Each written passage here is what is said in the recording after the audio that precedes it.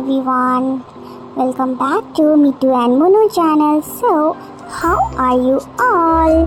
Hope you all are good. So, once again I came here for your interesting video. Without wasting time, let's get started. So, today's story is about the boy who cried wolf. So, friends, who are new in my channel, do like, share and subscribe to my channel. So let's get started. A boy had a duty to look after a flock of sheep.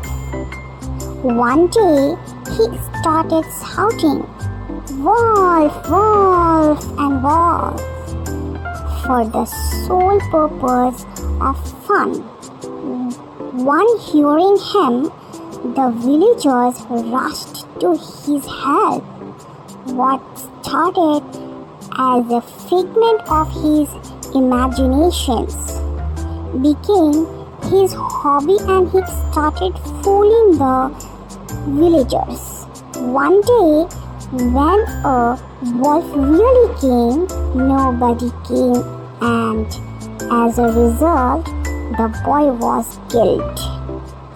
There was no one to blame but him. So, children, what you learn from in this story? So, in this story meaning is that never lie to anybody, no matter how bad the situation is. So, do like, share and subscribe to my channel, and bye.